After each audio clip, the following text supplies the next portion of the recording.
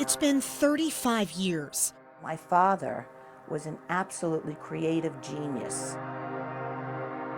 He had 17 patents to his name. Since Jack And he was a sculptor.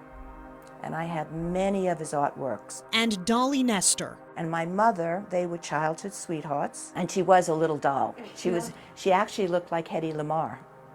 Oh, you won't know her? Oh my goodness, yes. Were taken violently from their family. I miss them terribly, even now. And I'm an old lady.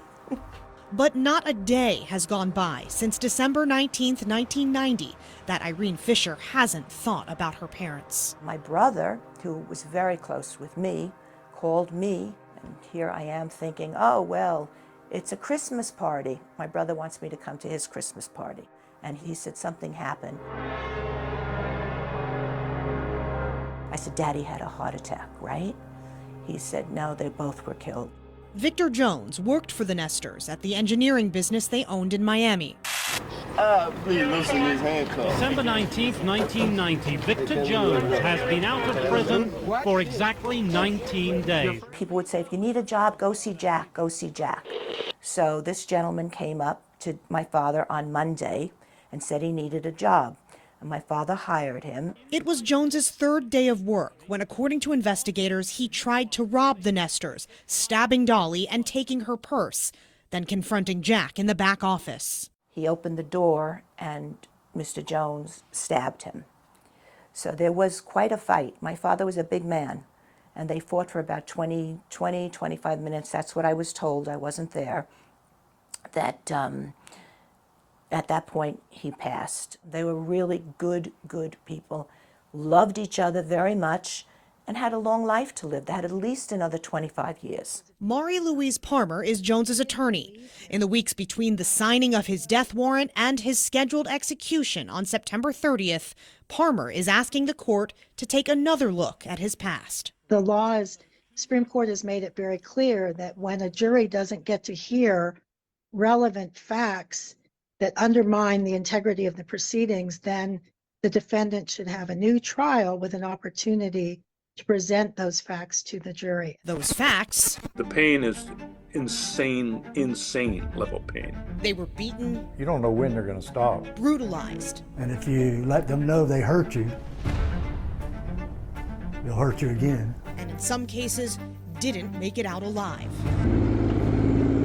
We excavated 55 burials. The abuse at the hands of state employees at the Florida School for Boys at Okeechobee. He said that he was beaten with the leather strap. He described the same leather strap that numerous other Okeechobee boys have described.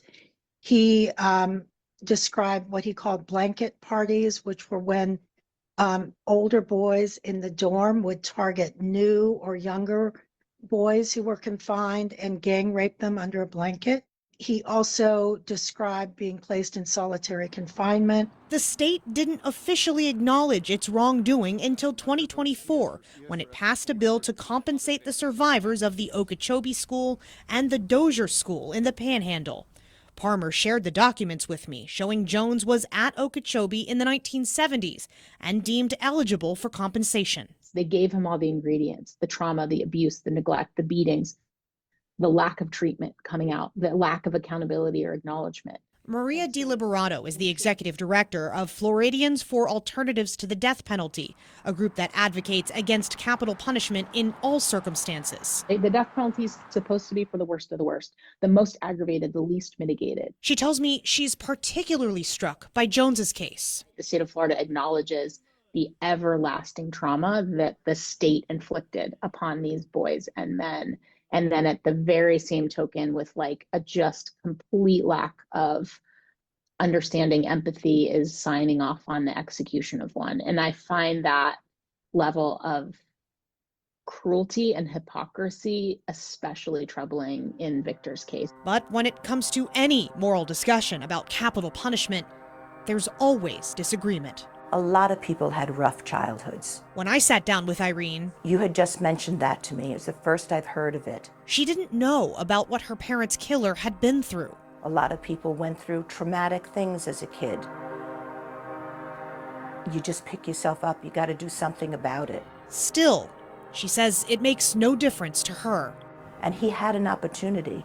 Had he been decent, he would have had a job with my father. She and her family plan to witness the execution. So I kind of can't wait till it's all over with, if you really want to know. And it will be over with soon. So, and that's another chapter in my life that ends.